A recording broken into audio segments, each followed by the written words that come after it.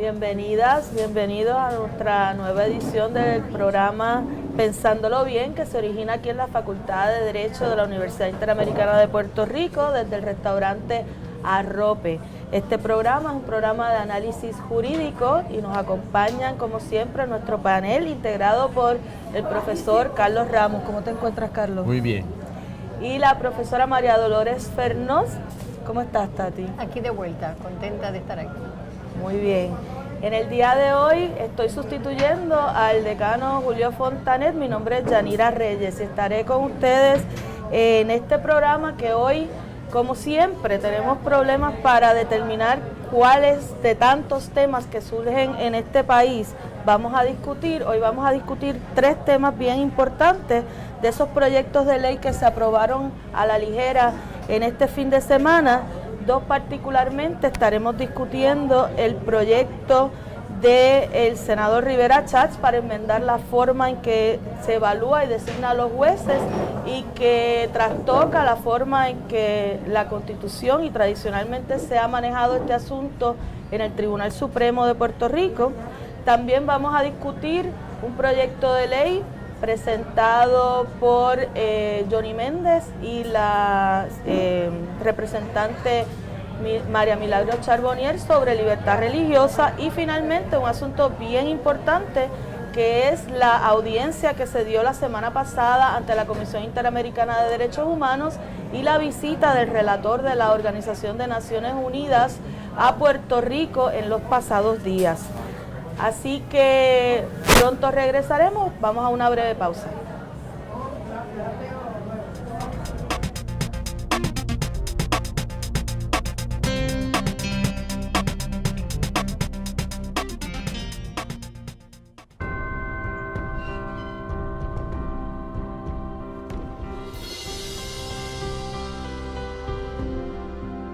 Hace 100 años comenzó a trazarse un camino en San Germán, Puerto Rico. Con bases de fundación sólidas, se fue expandiendo. Buscaba apoyar el desarrollo y preparación del ser humano. Miles de caminantes lo han tomado y a través de cada uno de ellos crece, explora, evoluciona.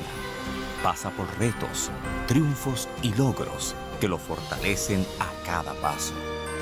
Hoy, el camino de la Universidad Interamericana continúa en los pasos de las nuevas generaciones y mira hacia el futuro con optimismo, ya que con una preparación sólida, avanzada y de valores, se transforma el camino de Puerto Rico.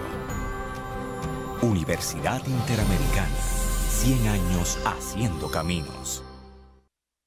Para mí el estudiar en la Inter, específicamente en la Escuela de Aeronáutica, es progreso. Hoy día el piloto es más bien un administrador de los sistemas dentro de la cabina y esto requiere que el piloto piense y actúe de una forma diferente. Me siento segura que estoy recibiendo una preparación de alta calidad. Al final llegué a la conclusión de que si yo lo que quería era una carrera profesional completa, yo tenía que estudiar en la Inter. La Inter es una universidad con programas académicos que se adaptan a las necesidades educativas actuales. Somos una universidad que avanza rápidamente, a la par con los cambios tecnológicos y retos que presenta el siglo XXI. Somos una universidad centenaria que prepara los futuros talentos que guiarán el destino de la sociedad puertorriqueña. Somos la Inter, una universidad completa. Somos tu mejor elección.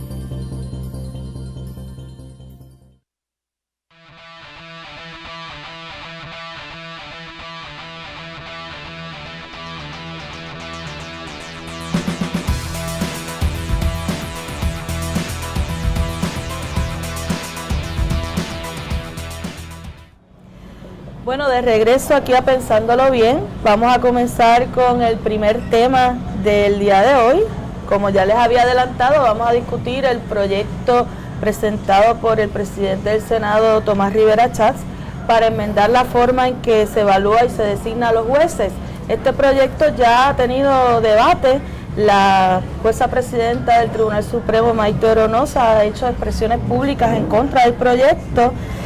Carlos, ¿te parece que esto es un proyecto bueno para Puerto Rico? Esa es la primera frase que dice la jueza presidenta: este proyecto no es bueno para Puerto Rico. Y ¿Crees que de alguna forma se afecta el acceso a la justicia? ¿Crees que tiene problemas constitucionales? ¿Qué te parece? Sí, yo creo que es un proyecto peligroso en su conjunto para la independencia judicial, por lo que contiene. Estamos hablando de un proyecto que enmienda, varias leyes. Enmienda la ley de la judicatura, enmienda la ley de financiamiento de campaña, enmienda el código electoral, enmienda las reglas de procedimiento civil, todo en una misma pieza de ley.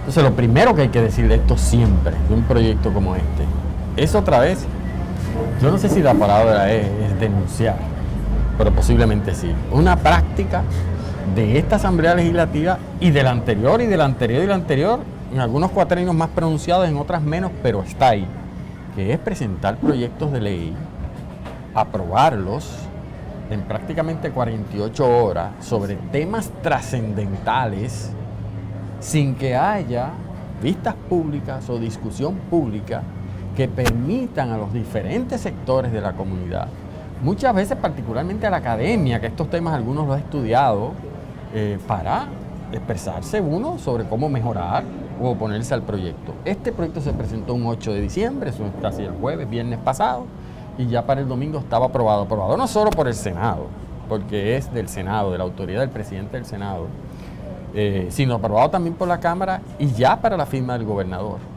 Y entonces el proyecto nada más y nada menos que hace. La Constitución de Puerto Rico establece que la dirección de los tribunales recae en la juez presidente del Tribunal Supremo de Puerto Rico y un director administrativo de los tribunales, figura que está ahí en la Constitución. Y en el diseño constitucional se hace así, como en un sentido se hace, aunque no lo dice la Constitución, en el Tribunal Supremo de los Estados Unidos y en casi todos los tribunales estatales, y yo me atrevería a decir quizás en muchos tribunales del mundo donde haya tribunales supremos. Y es que el juez presidente es la figura que corre la administración de los tribunales para que los demás jueces y juezas se puedan dedicar fundamentalmente a adjudicar, aunque el juez presidente también obviamente entra en los procesos de adjudicación, porque la función administrativa toma tiempo. De hecho, yo he tenido experiencia en el pasado con jueces supremos de tribunales estatales. No he podido hablar esto con jueces del Supremo de Estados Unidos porque esa oportunidad no la he tenido para estos temas. Y cuando uno habla de los temas estos administrativos, es bien curioso que siempre entre ellos hay como una burla de qué bueno que yo no estoy presidiendo, porque le huyen al trabajo administrativo, porque eso distrae aunque no se quiera. Y los jueces presidentes casi siempre quisieran tener más tiempo para tener más casos. Por eso es que a veces no vemos que resuelven con la intensidad que a veces resuelven los demás. Bueno, dicho eso, la Constitución también reconoce que el tribunal, y cuando se habla del tribunal estamos hablando ahora del pleno del tribunal, no solo la jueza o el juez presidente, tienen derecho constitucional a reglamentar asuntos de las ramas judiciales. Eso no es un tema exclusivo, asuntos administrativos de las ramas judiciales. En otras palabras, hay un poco el poder ahí está compartido. Pero la función de reglamentar tiene que recaer principalmente en la jueza presidente. Y esta ley, socolor de usar ese poder, a mi juicio, se mete en asuntos que tradicionalmente ha sido de la jueza presidenta o el director administrativo de los tribunales, por razones de eficiencia, porque hay que tomar decisiones a veces más rápidas, que no necesariamente compartirlas con el pleno va a hacer en la justicia una más rápida o mejor, como lo es quiénes son los jueces y juezas administradoras, quiénes son los jueces y juezas de las salas especializadas, quién recibe o no los informes de evaluación de los jueces y juezas que están pidiendo renominación, quiénes son los jueces que componen los llamados tribunales electorales para cuando se dan los procesos electorales. Y eso hasta ahora, ¿quién compone los paneles del Tribunal de Apelaciones? Pues son los jueces administradores. Entonces, ¿qué pasa? La ley lo que dice es que el Pleno podrá aprobar unos reglamentos para reglamentar la manera como la jueza presidenta y el director administrativo realizan esa función, y además lo hace para que sean criterios supuestamente objetivos y eficientes, pero reservándose siempre el Pleno la potestad de, por razones de necesidad, a veces intervenir, que esa es una de las partes que más preocupa. Entonces, ¿por qué uno se tiene que ocupar y preocupar? Es que hay un problema. Si hay un problema, ¿por qué no lo discutimos? Es que hay una queja porque en el pasado los jueces administradores solamente responden a jueces y juezas nombrados por un solo gobernador. Es que hay un problema con los paneles del Tribunal de Apelaciones. Es que hay un problema con los jueces y juezas que están en las salas especializadas porque no están capacitados, y la rama legislativa, en su poder de fiscalización, que incluye la rama judicial, porque aquí no hay nadie santo, tienen una preocupación. Vamos a discutirlo. Vamos a discutirlo. Aquí se da la impresión de que, por ejemplo, en el Tribunal de Circuito de Apelaciones, o en el caso de la delimitación de los tribunales, otra cosa, da injerencia para aprobar reglamentación que afecta también a todos los empleados de la rama judicial, incluyendo el reclutamiento. Vamos a escucharlos. Es decir, es que no hay ninguna normativa ahora mismo, ningún memorando que guíe la discreción del juez presidente o de la jueza que dirige los paneles del Tribunal de Apelaciones. Bajo ningún concepto hay criterios.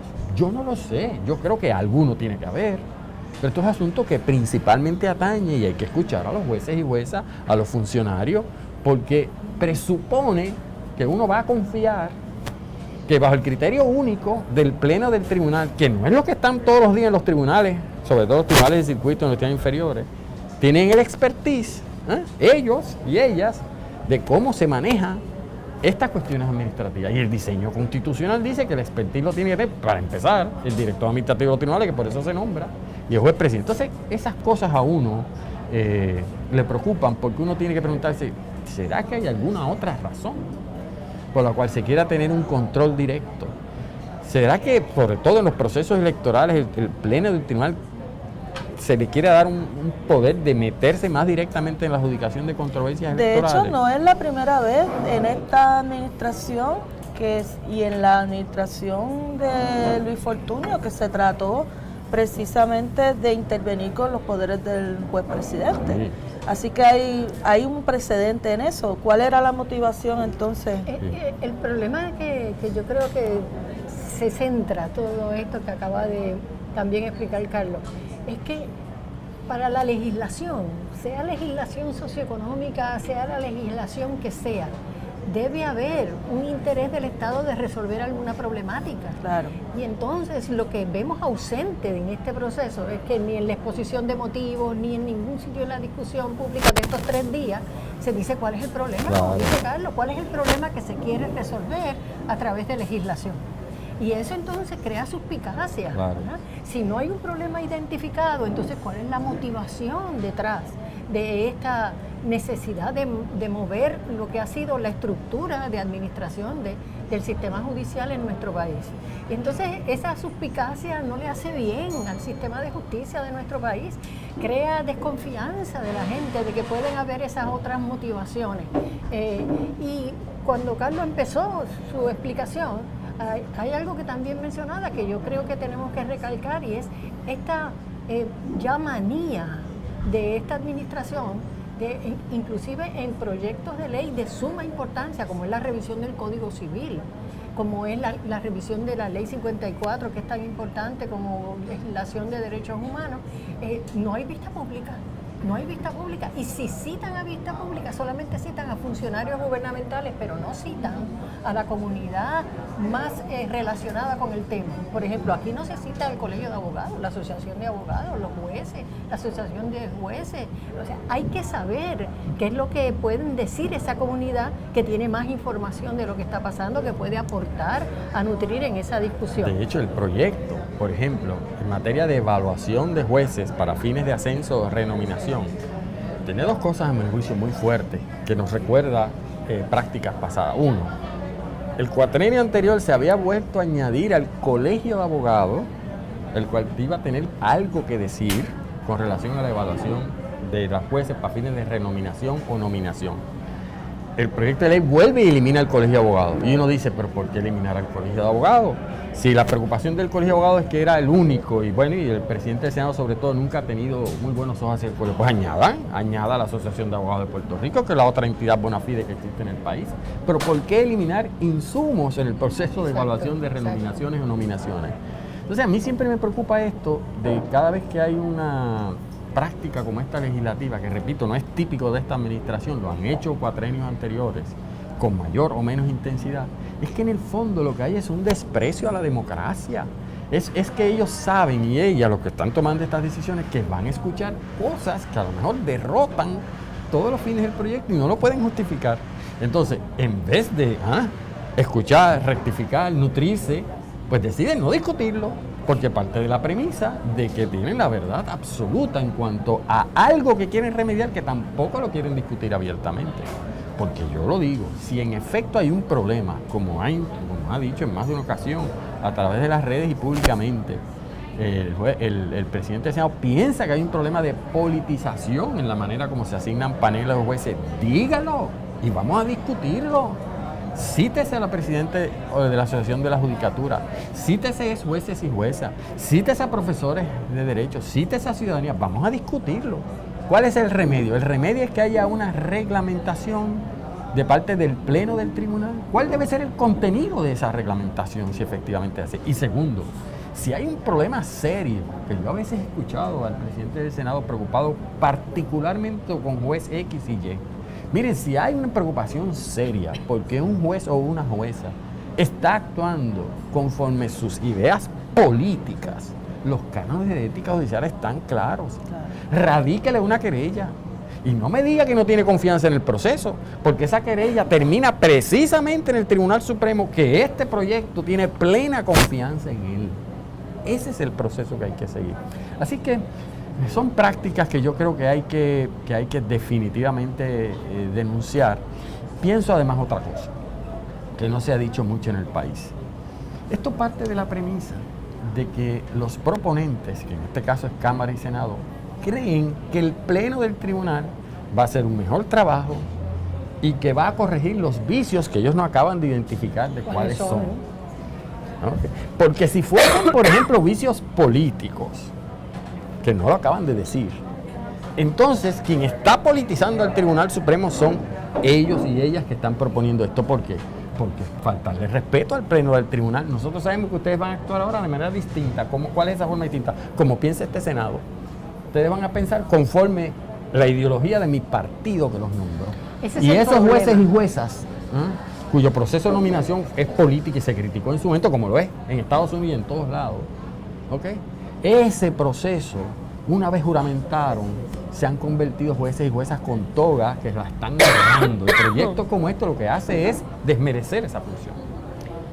Yo añadiría, para terminar el tema, que realmente deslegitiman el concepto de Estado de Derecho, porque el Estado de Derecho, como lo entendemos y lo defendemos, es no solamente que sean los representantes del pueblo y la mayoría de esos representantes que voten por una legislación, sino que la gente sea partícipe de ese proceso, sobre todo los que van a ser directamente afectados. Y en un tema como este estamos hablando de todo el mundo, así que hay un desmerecimiento del sistema de administración de justicia en el país, que lo que hace es quitarle confianza a la gente en el sistema de justicia, no darle más confianza, no hacerlo mejor, no hacerlo más respetado, por el contrario.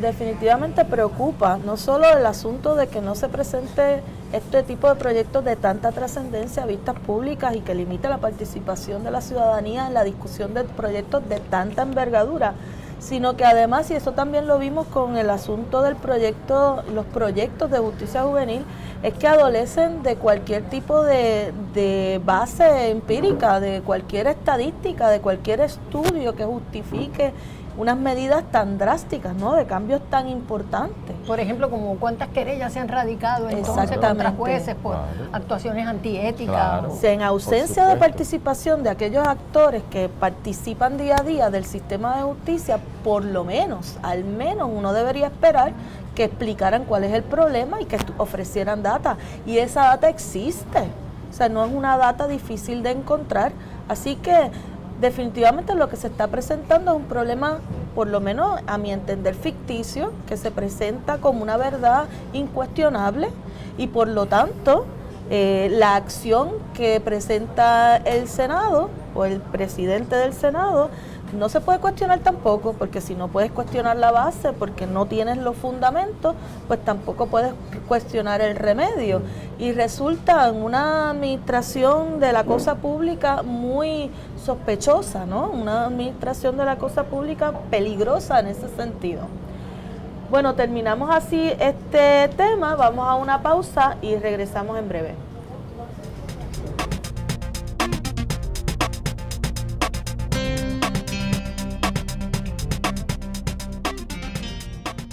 Para transformar la historia de nuestro país, tienes que estar bien preparado. La Inter te educa para ser un profesional completo. Somos una universidad de vanguardia, con programas de estudios que atienden las necesidades de nuestra sociedad actual. Estás a tiempo. Matricúlate ya en uno de nuestros 9 recintos en www.inter.edu. Triunfa con los mejores en la Inter.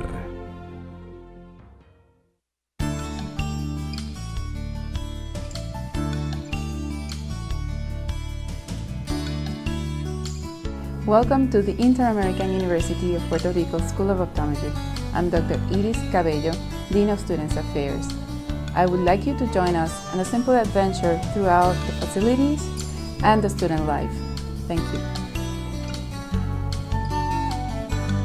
The School of Optometry of the Inter-American University in Puerto Rico has been providing excellent education and services for 30 years.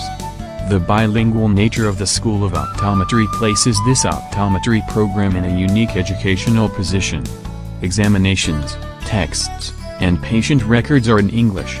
Most of the lectures are also in English language. Spanish language skills are necessary for clinical service in the 3rd and 4th year program.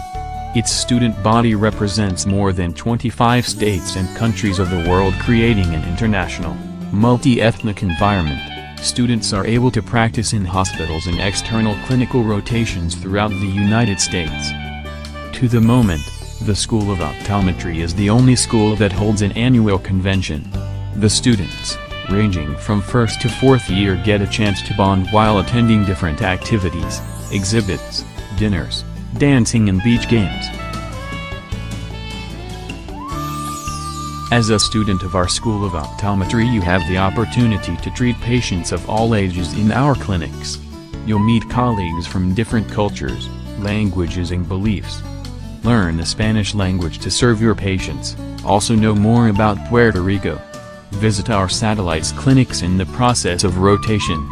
Through years of study you will see and learn about various diseases that affect vision and also do community work.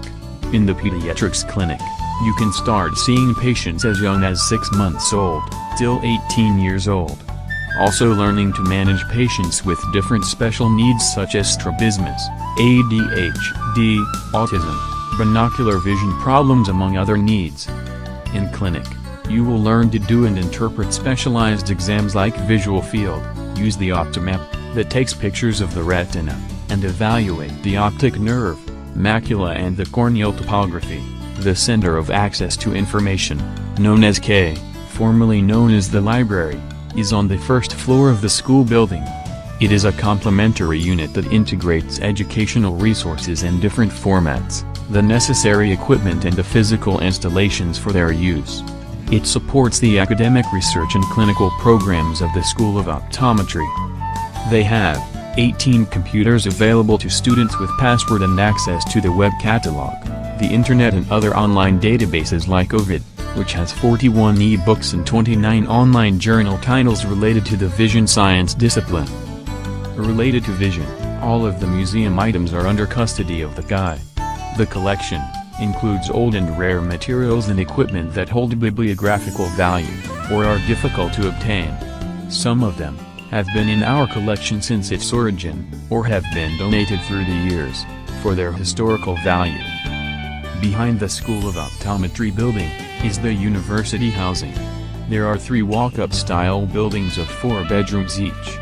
They are completely furnished with security system, and access control. Our students become professionals prepared to serve the needs of all patients, but most especially, the growing Hispanic population in the continental United States. For more information contact us, at admissions, 787-765-1915, extension 1020.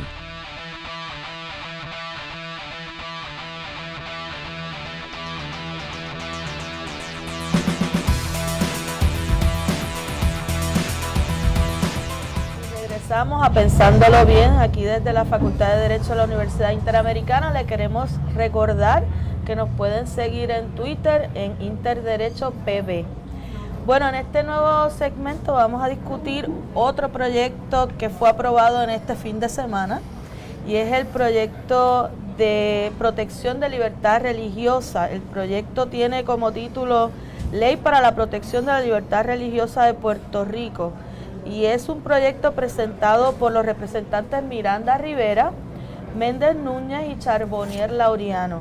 Ese proyecto ha recibido ya muchas críticas, particularmente de sectores de la comunidad LGBT y sectores de derechos humanos, porque es un proyecto que persigue extender a Puerto Rico una oleada de legislaciones estatales que se han presentado a partir del caso de Hobby Lobby del Tribunal Supremo, en el que se extiende a personas jurídicas o corporaciones, en este caso con fines de lucro, la protección de la libertad de culto frente a una actuación de algún empleado o algún miembro de esa corporación que se niega a prestar servicios a algún sector por razones religiosas. En el caso de Hobby Lobby se trataba, como recordarán, de una corporación que se negaba a extender la cubierta por métodos anticonceptivos a algunas empleadas, planteando que eso iba en contra de su libertad religiosa.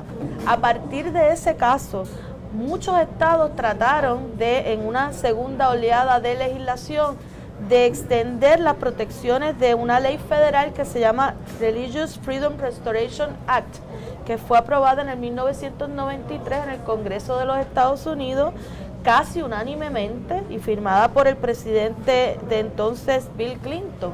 Esa ley lo que hace en esencia es establecer una posibilidad de un reclamo, y que ante un reclamo de libertad religiosa se utilice el escrutinio más severo que puede usar el Tribunal Supremo, que es el escrutinio estricto. A partir de la aprobación de esa ley, hubo un caso en el 1997 que se cuestionó que el Congreso se había extralimitado en sus poderes y al aplicarlo, hacerlo extensivo a los estados, y se establece un estándar de que cuando la medida o la actuación gubernamental es de aplicación general, la persona que presenta el reclamo tiene que demostrar que, el gobierno tendría que demostrar que tiene un interés importante y no un interés apremiante como exigiría el escrutinio estricto. Así que ese caso lo que determina es que el Congreso no puede extender eso a los estados. Después de ese caso, hubo una serie de estados, de hecho 21 estados lograron aprobar leyes estatales que hacían lo mismo, establecer un escrutinio estricto. Luego entonces llega el caso de Hobby Lobby. Después del 2003 eso se detuvo bastante, esa intención de los estados, y llega el caso de Hobby Lobby. En este caso, incluso congresistas que habían votado a favor de la ley en el 1993 y el gobierno de los Estados Unidos plantearon que nunca había sido su intención que esta ley aplicara a personas jurídicas, a corporaciones con fines o sin fines de lucro. Y luego, en ese caso, como ustedes recordarán, el Tribunal Supremo determinó que en efecto aplicaba y le dio la protección a esa corporación, y después de eso pues vino una segunda oleada de casos de estados que quisieron entonces adoptar la ley esta federal y incluir a las personas jurídicas como parte de esas personas que pueden presentar un reclamo. En Puerto Rico, entonces, esta ley que presenta el proyecto de la Cámara 1018, lo que pretende es precisamente adoptar ese mismo escrutinio, el escrutinio estricto, para cualquier tipo de reclamación y de petición de excepción de aplicación de alguna norma o alguna regla que por razones religiosas. Y bien interesante que en efecto el proyecto ahora aprobado por ambos cuerpos indica que va a aplicar a personas naturales y personas jurídicas.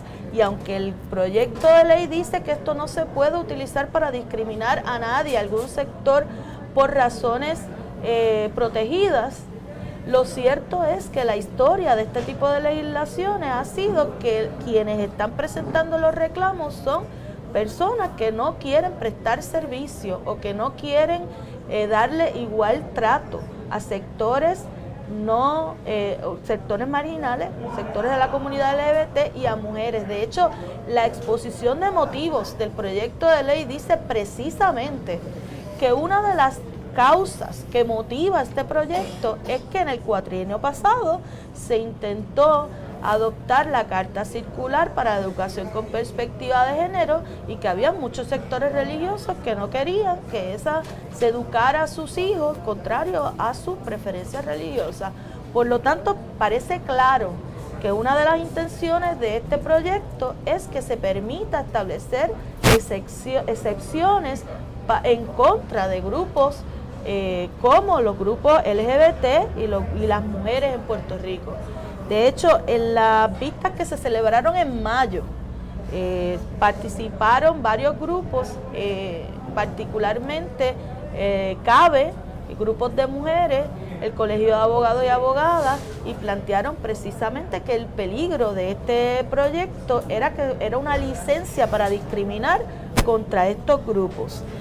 De nuevo, dicen los propios proponentes del proyecto que esto no se debería utilizar para eso, pero la historia de este tipo de legislación es que precisamente se ha utilizado con esos propósitos. Y hay una cosa importante a mi juicio, si es que todavía se sostiene el proyecto que se presentó en mayo, que es el que yo tengo, es decir, no ha cambiado en lo esencial. Y es que no solo le da una arma adicional a las personas que sufren discrimen alegadamente por su libertad de culto, que como bien explicabas, ya la jurisprudencia del Tribunal Supremo de Puerto Rico y el propio Religious Freedom Restoration Act aplica al gobierno federal y a Puerto Rico, o sea que ya el escrutinio estricto que ellos persiguen ya está, ya me dice, es innecesario. Pero es que este proyecto tiene una disposición que pocos han discutido, si es que todavía está en la versión final, y es que le da a la parte prevaleciente, y esto viene copiado del Civil Rights Act, al demandante prevaleciente en cualquier acción, el derecho a costas y honorarios de abogados. ¿Por qué esto es importante? Por años, sectores de derecho civil en Puerto Rico hemos estado luchando porque en Puerto Rico hay una ley de derechos civiles y porque se den honorarios de abogados, lo que en inglés se conoce attorney fees, que es lo que persigue esto, attorney fees, por uno llevar casos que de ordinario la parte demandante no puede pagarle al abogado, pues que el Estado sea el que tenga que pagarlo, porque lo que persigue eso, que viene inspirado en el Civil Rights Act de Estados Unidos, es incentivar a las personas y al abogado a radicar casos para reivindicar sus derechos civiles. Esta es la primera ley en Puerto Rico de protección de un derecho fundamental como es la libertad de culto que tiene esa cláusula que incentiva a radicar casos. Y si detrás de ello lo que vemos es la verdadera intención que decía la profesora Reyes, entonces lo que se busca es que no solo se busque instigar este proceso, estas leyes, estas demandas, para disque socolor de proteger la libertad de culto, excluir sectores como de la comunidad LGBT y mujeres, sino que le incentiva a hacerlo, porque si usted lleva el pleito y prevalece, a su abogado le vamos a pagar attorney fees. Yo creo que eso es una cosa bien peligrosa, además que a mi juicio plantea un serio problema de igual protección de las leyes. ¿Por qué? Porque el Estado, la única demanda por derechos civiles que incentiva con attorney fees es por libertad de culto. Pero no tienes eso disponible si tu discrimen es por razón política, por discrimen por sexo o por alguna de las otras condiciones que prohíbe la Constitución. Esa dimensión del tema no se ha discutido en el país. A mi juicio es bien importante porque es otro problema adicional que tiene este proyecto de ley. Aquí hay un aspecto también que deberíamos mencionar o por lo menos recordar en la discusión constitucional, y es que la doctrina ha establecido a través del tiempo dos cosas importantes. Uno, que cuando se cuestiona alguna legislación por haber sido aprobada para afectar sectores en particular, hay que ir al historial legislativo y ver si efectivamente alguna expresión de un legislador, alguna discusión pública enseñaba, demostraba que sí había un ánimos negativo sobre un grupo. Y aquí el historial de esta no hay la menor duda. Claro. Tiene varios ejemplos de expresiones de funcionarios públicos, legisladores, etcétera, de por qué quieren esta legislación, qué es lo que no quieren que esté pasando, ¿verdad? A quién le quieren negar el derecho. Segundo, que también en la doctrina hay que el tribunal no puede estar examinando cuáles son las creencias religiosas que están definidas, cómo es. Entonces, eso es lo que abre la puerta a que cualquier cosa sea utilizado como fundamento de que, es que mi religión entiende que yo no puedo dar este servicio, como se discutía la semana pasada en el caso del bacon, ¿verdad?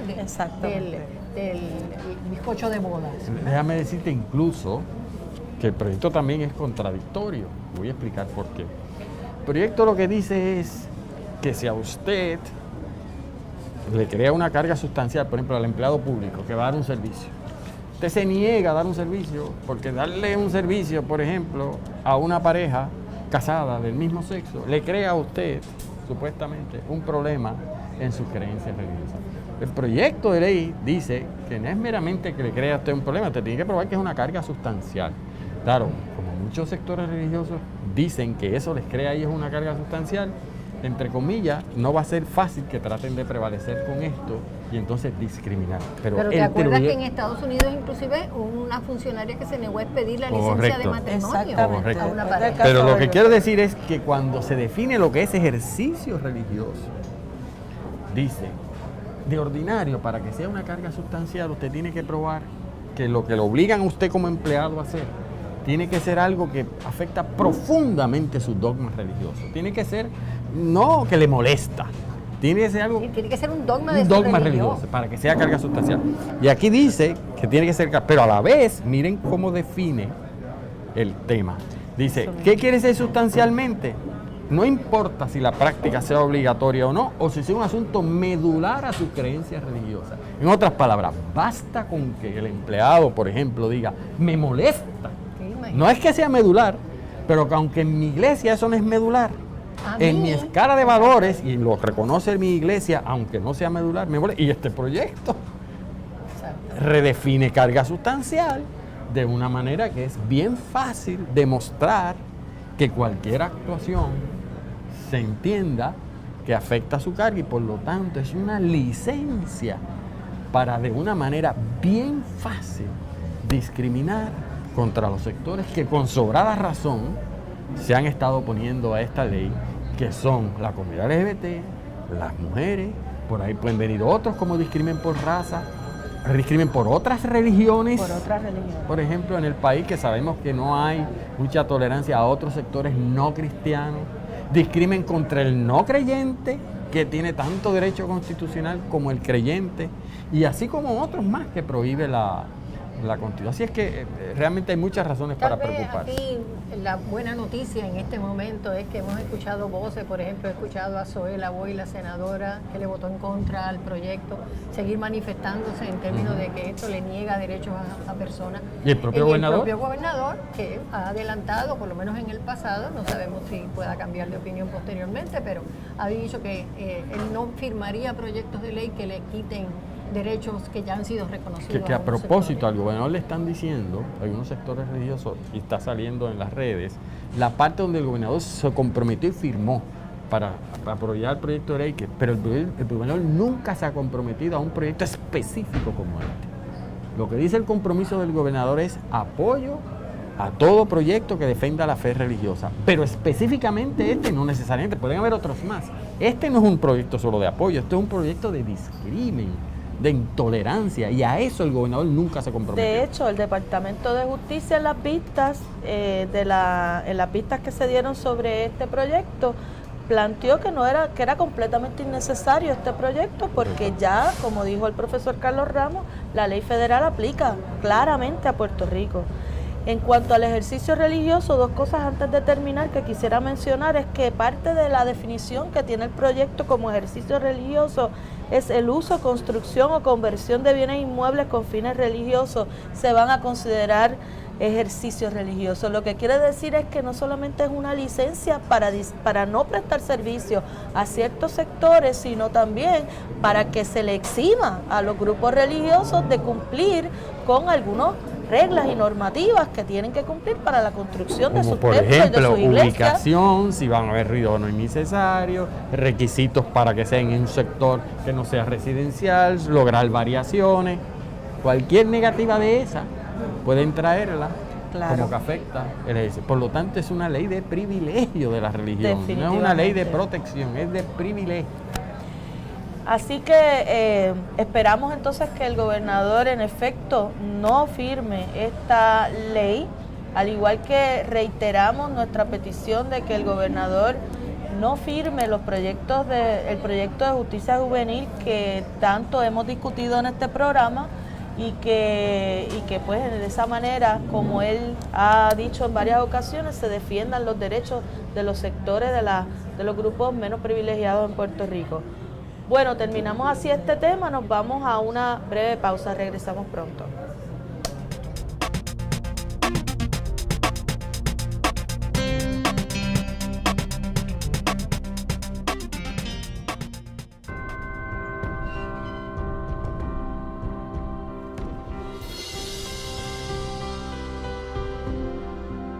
Hace 100 años comenzó a trazarse un camino en San Germán, Puerto Rico. Con bases de fundación sólidas, se fue expandiendo. Buscaba apoyar el desarrollo y preparación del ser humano. Miles de caminantes lo han tomado y a través de cada uno de ellos crece, explora, evoluciona. Pasa por retos, triunfos y logros que lo fortalecen a cada paso. Hoy, el camino de la Universidad Interamericana continúa en los pasos de las nuevas generaciones y mira hacia el futuro con optimismo, ya que con una preparación sólida, avanzada y de valores, se transforma el camino de Puerto Rico. Universidad Interamericana, 100 años haciendo caminos. Para mí el estudiar en la Inter, específicamente en la Escuela de Aeronáutica, es progreso. Hoy día el piloto es más bien un administrador de los sistemas dentro de la cabina y esto requiere que el piloto piense y actúe de una forma diferente. Me siento segura que estoy recibiendo una preparación de alta calidad. Al final llegué a la conclusión de que si yo lo que quería era una carrera profesional completa, yo tenía que estudiar en la Inter.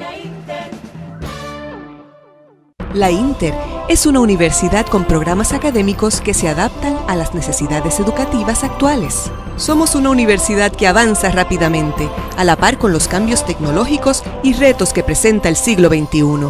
Somos una universidad centenaria que prepara los futuros talentos que guiarán el destino de la sociedad puertorriqueña. Somos la Inter, una universidad completa. Somos tu mejor elección.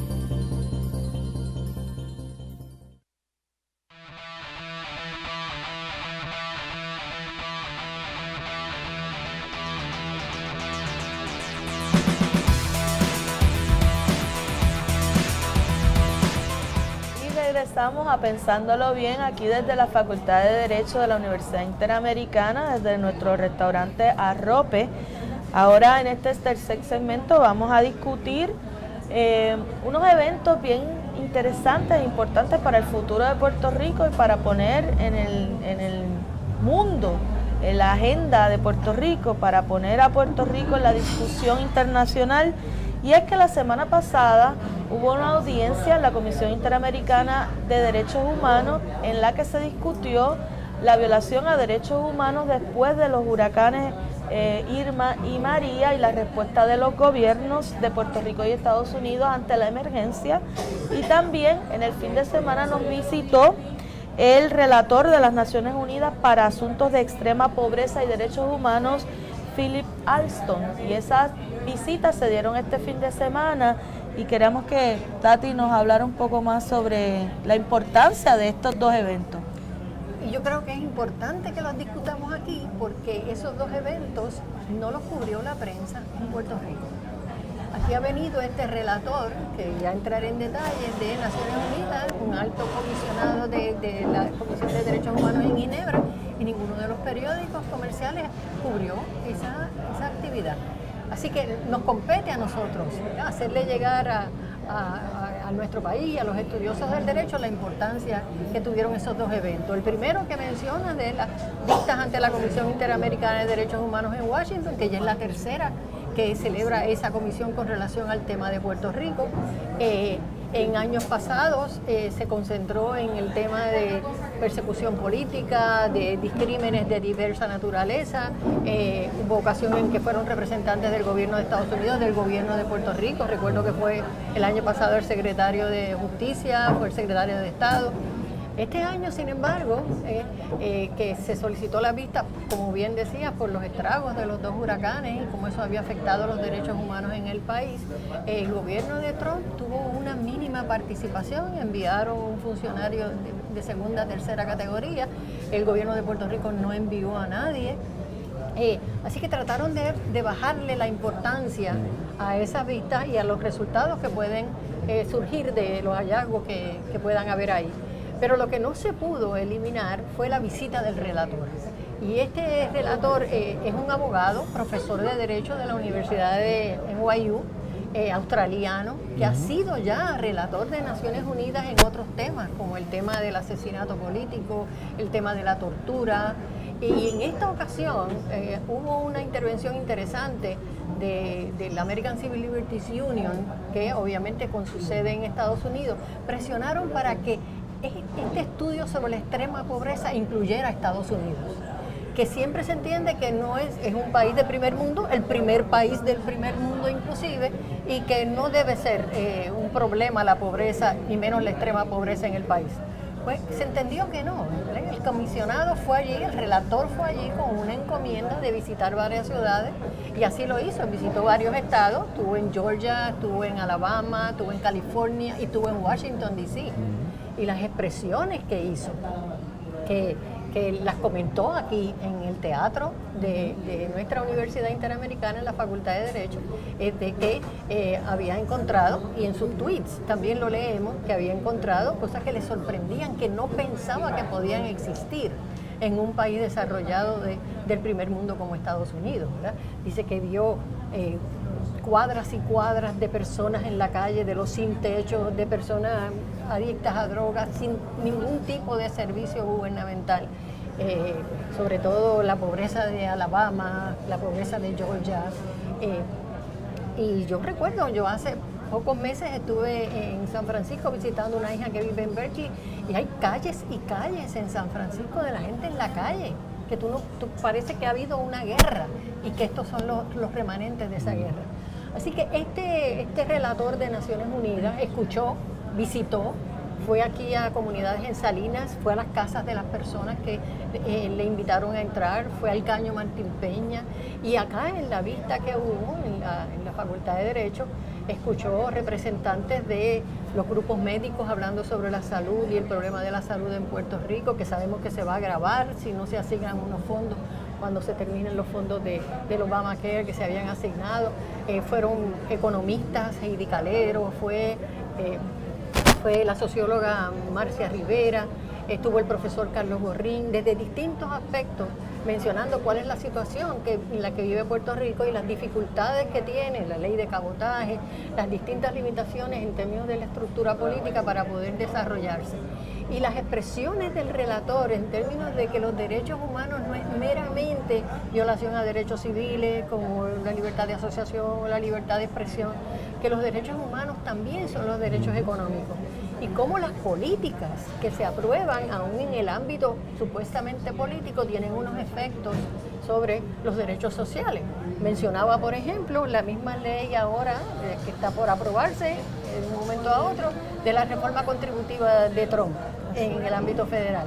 Eso va a tener un impacto, parece ser una lucha política, un cumplimiento con una oferta que hizo en la campaña, pero lo que tiene es que ahí van a haber unos efectos y hay unos dineros que se usaban antes para servicios del pueblo que ya no van a estar disponibles porque se crea un déficit mayor en el gobierno federal. Así que fue un intento me parece a mí, muy poderoso de traer a la atención pública la existencia de la pobreza, aún dentro de países que pueden parecer que no tienen problemas de pobreza, que esos son problemas de países del tercer mundo nada más, y sacar la pobreza de esa discusión tan a veces académica o a veces de unos sectores nada más, y traerla sobre todo a nuestra comunidad jurídica como un problema jurídico. La pobreza es un problema jurídico. No la mandó Dios, no está en los 10 mandamientos, esto es el resultado de políticas que se aprueban, leyes de reforma contributiva, leyes de reforma social tienen un efecto y crean esa pobreza. Y lo hemos visto después de la tormenta. La tormenta nos ha enseñado a nosotros lo olvidado que estaba gran parte del país porque no hay políticas de protección hacia esos sectores. No hay ninguna política que les permita salir de esa pobreza a la que las políticas anteriores lo han llevado.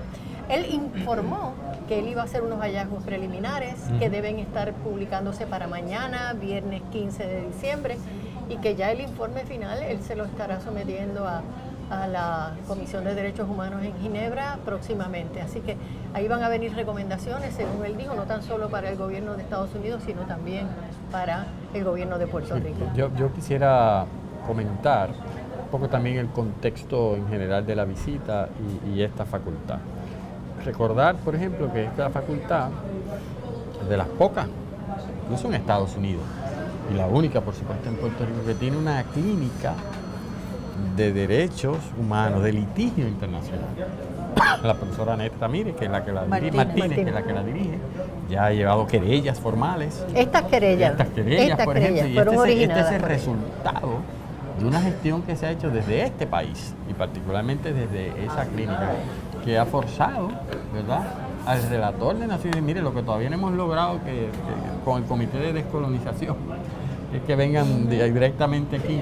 Pues el relator de derechos humanos, pues sí estuvo en Puerto Rico. Y como tú decías, no tuvo el impacto. Yo solamente leí una nota pequeña en uno de los periódicos comerciales, pero insignificativa comparado con lo que debe haber tenido.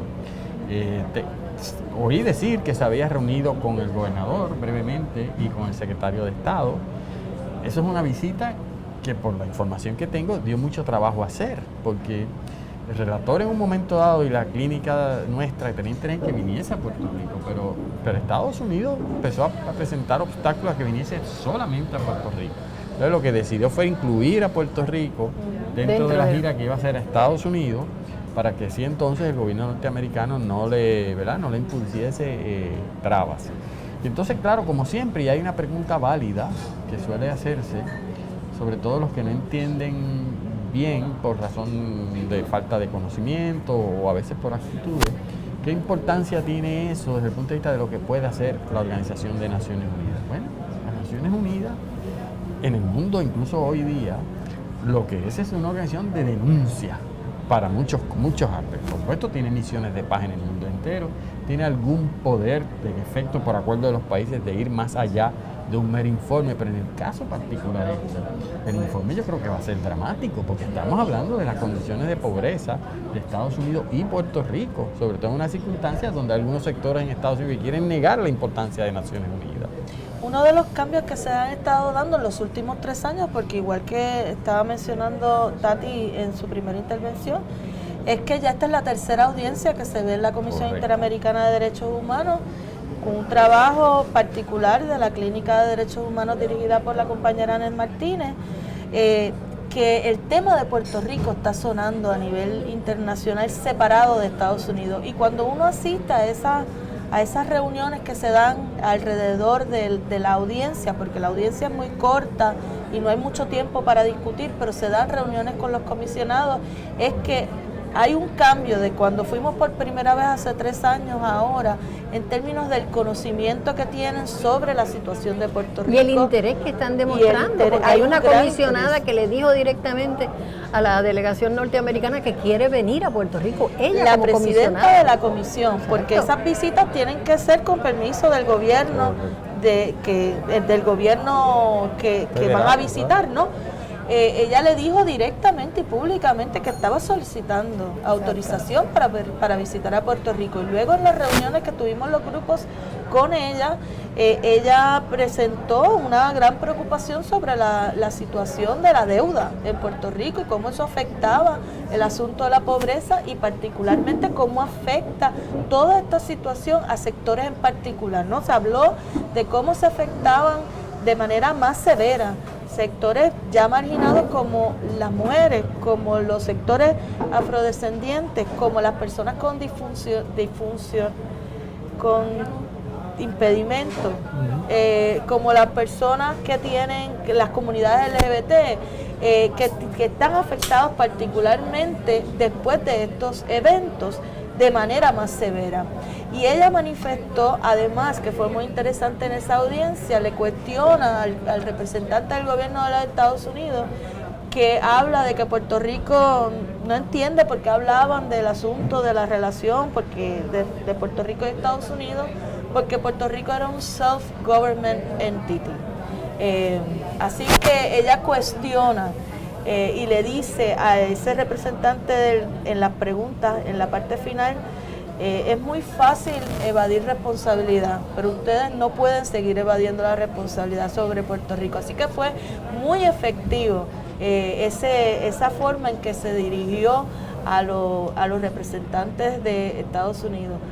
Puerto Rico lo que envió fue una lista, un papelito que era reproducir lo que publican en la página esa de Estatus Puerto Rico, con esos datos que no tienen que ver con lo que la gente está viviendo, y por eso fue bien importante que fueron allí, contrario a otras veces. Quienes fueron a hablar principalmente fueron 3 lideresas de comunidades en Puerto Rico, de Piñones, de Peñuela y de Vieques.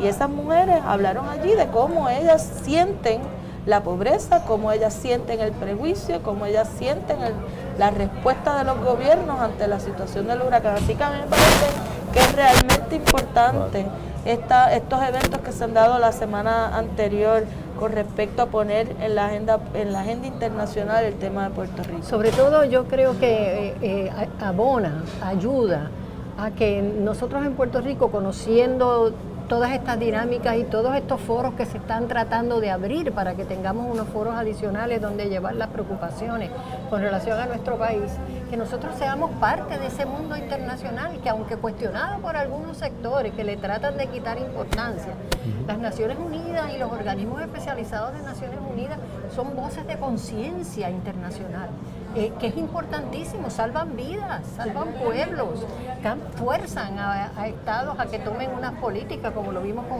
con los emigrantes forzados de las guerras en Asia. Así que aquí nosotros tenemos que vernos como parte de la comunidad internacional y utilizar los foros que tenemos disponibles, aun cuando a veces se tratan de cerrar esas puertas, para ser parte de ese debate, que es un debate importante de derechos humanos. Ahora nos toca estar bien pendientes del informe, ¿verdad? Sí. Que se supone que sea rendido en los próximos días, ¿verdad? Literalmente. El preliminar es mañana, hallazgos preliminares con recomendaciones que mencionó que iban a ver. Y ya el más profundo, el más completo, que será, me imagino yo, que en varios meses. Muy bien. Bueno, pues con este último tema hemos cubierto los 3 temas que nos habíamos propuesto en el día de hoy. Vamos a una breve pausa para la clausura de este programa.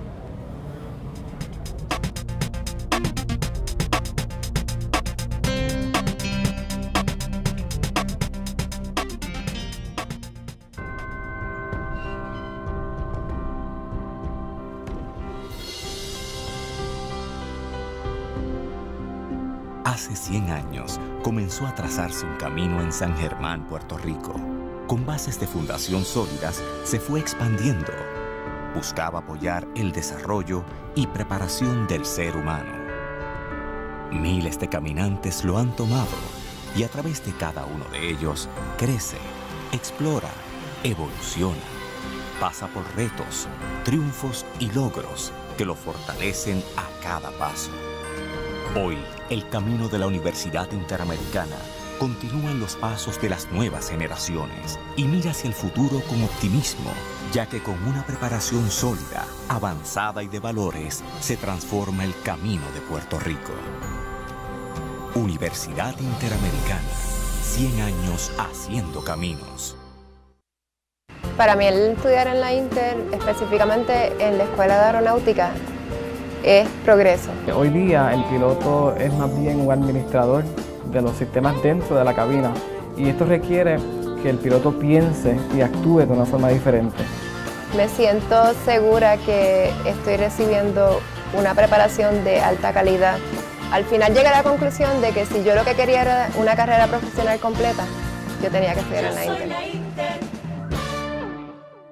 La Inter es una universidad con programas académicos que se adaptan a las necesidades educativas actuales. Somos una universidad que avanza rápidamente, a la par con los cambios tecnológicos y retos que presenta el siglo XXI. Somos una universidad centenaria que prepara los futuros talentos que guiarán el destino de la sociedad puertorriqueña. Somos la Inter, una universidad completa. Somos tu mejor elección.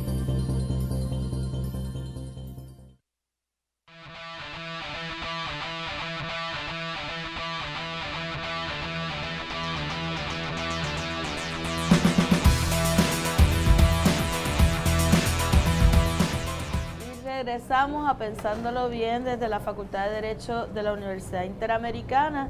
Ya para finalizar el programa queríamos hablarles sobre un evento muy importante que tendremos aquí la semana próxima, y para hablar sobre esta conferencia invitamos a la profesora Manuelita Muñoz para que nos hable sobre este evento. Muchas gracias, Yanira, y saludos a todos. El lunes 18 a las 6 de la tarde vamos a tener un foro que trata un tema sumamente importante para Puerto Rico porque creo que nos va la vida. De hecho, el título del foro es ¿Sobreviviremos el impacto económico de la reforma fiscal federal? En este momento sabemos que está en conferencia, lo que nos han indicado es que es muy posible que para fines de esta semana se tenga ya indicio de cómo nos va a afectar, lo cual obviamente nosotros seremos el primer foro que entonces ofrecerá esa información. En el foro van a participar el licenciado Antonio Colorado, quien fue comisionado residente en Washington, el señor Rodrigo Macés, que es el presidente de la Asociación de Industriales, y el CPA y abogado Carlos Serrano. Hemos tratado de incluir en este foro personas que van a hablarnos sobre la parte legislativa y el desarrollo de los distintos proyectos. Tenemos una persona que son los que van a sufrir los impactos, que es de la Asociación de Industriales, y tenemos un experto en asuntos corporativos y contributivos, quien nos puede indicar en diferentes alternativas el impacto que vamos a recibir en Puerto Rico. Así que cordialmente los invitamos a todos. La entrada es libre de costo. Los esperamos con mucho gusto. Creo que va a ser bien interesante y creo que va a ser el primer foro luego de lo que se resuelva en el Congreso de los Estados Unidos. Eso es el próximo lunes. Ese es el próximo lunes a las 6 en el 6 teatro. de la tarde en y el la teatro. moderadora es la profesora Manuelita Muñoz. La moderadora. Se olvidó decirlo, ¿verdad? La moderadora, con mucho gusto seré yo. Pero creo que tenemos un foro y unos participantes sumamente importantes y que ahora mismo se encuentran en Washington participando en las conversaciones.